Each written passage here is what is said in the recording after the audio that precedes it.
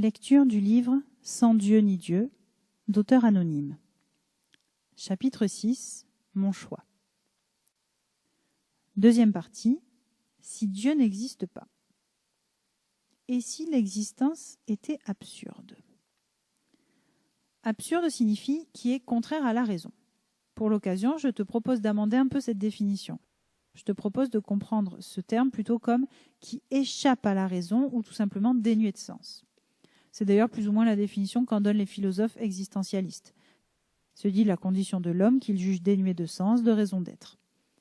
Prenons un instant le contre-pied des existentialistes et admettons que l'existence ait un sens et que ce sens soit donné par Dieu. Hormis justifier l'existence de toute chose, quel peut bien être le sens de l'existence de Dieu? En quoi l'existence de Dieu serait-elle moins absurde que le reste? Soit le diptyque « Dieu et univers » représente un tout. Quel est alors le sens de l'existence de ce tout? Soit ce diptyque ne constitue pas un tout et s'inscrit dans un tout plus vaste, incluant peut-être d'autres dieux et d'autres univers. Quel est alors le sens de l'existence de cet ensemble plus vaste? Le problème pris sous tous les angles, mon sentiment est que se résoudre à l'absence de sens est une solution aussi satisfaisante que d'autres. D'ailleurs, les fidèles religieux ne font guère différemment en reportant sur Dieu la compréhension des choses qui leur échappent. En laissant à Dieu les réponses aux questions insolubles, ils renoncent à comprendre. Et renoncer à comprendre me paraît sage si, en l'occurrence, il n'y a rien à comprendre. Cela fait un certain temps que je considère l'existence comme absurde. Bien loin de sombrer dans la dépression, je vis cette hypothèse comme une véritable libération. Si notre propre existence n'a que peu d'enjeux, ou du moins pas plus que tout autre être vivant, notre regard sur soi, sur les autres, sur le monde s'en trouve complètement bouleversé. Voici quelques explications. Si je crois en Dieu ou en quelque prédestination, mon existence était voulue, souhaitée, écrite. Que je sois heureux ou pas de mon existence, je le dois à des forces extérieures qui m'échappent. A l'inverse, si mon existence est simplement due au hasard, je peux vivre ma vie comme une chance à saisir. L'opportunité ne se représentera plus. Dans un temps infini, ma vie est une fraction de temps bien petite dont il ne tient qu'à moi d'en faire quelque chose de satisfaisant.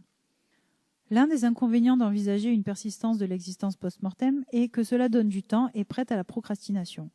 C'est l'espoir d'avoir une autre chance qui permettra de rattraper les échecs et de consoler les malheurs actuels. Sans seconde chance, les échecs, les malheurs ne peuvent pas être rattrapés, certes, mais ils appartiennent au passé et il ne tient qu'à nous de se concentrer sur le présent pour se construire un avenir meilleur. La prédestination induit aussi une certaine forme de déresponsabilisation en laissant entendre que les choses se sont passées comme elles le devaient. Suis-je bien responsable de mes erreurs? S'il en est ainsi, c'est qu'il ne pouvait en être autrement. Cette façon d'envisager les choses ne me paraît guère constructive. Croire en Dieu revient aussi à admettre que les imperfections de ce monde sont le fruit de puissances supérieures. Comment pourrais-je améliorer ce que des puissances supérieures n'ont pas su faire bien? Avec ou sans Dieu, on ne peut pas changer le passé. Concernant l'avenir, est-il bien utile de s'en remettre à Dieu? Concentrons nos forces à bâtir l'avenir pour nous en premier lieu, mais aussi pour les autres. Après tout, je trouve libérateur d'admettre que ma vie n'est pas le projet d'un autre. Il revient à chacun de construire son projet, de s'émanciper avec les moyens qui sont les siens.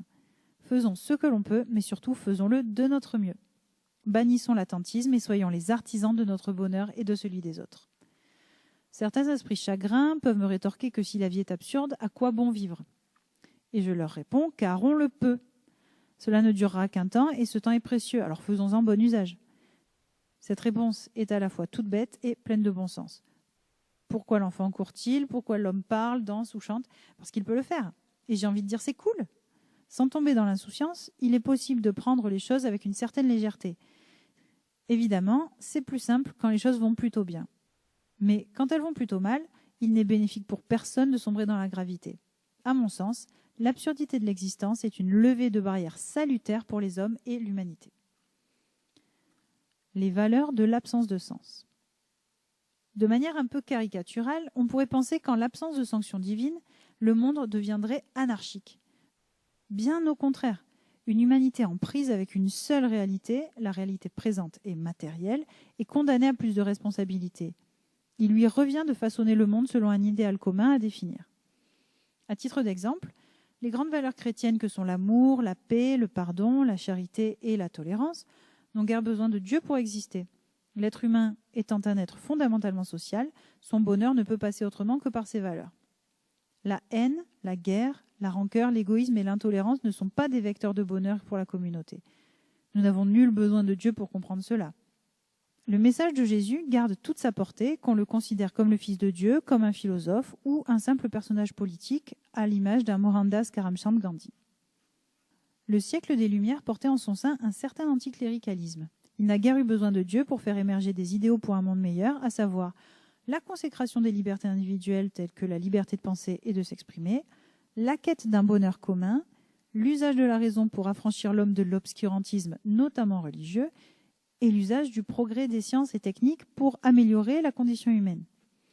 Les sociétés occidentales reposent encore plus ou moins sur ces valeurs. Elles ne sont pas immuables et la liberté individuelle, les sciences et la technique notamment ont leur revers de médaille. Reste que l'absurdité de l'existence n'est pas synonyme d'absence de valeur. À nous de les définir au mieux dans le contexte qui est le nôtre.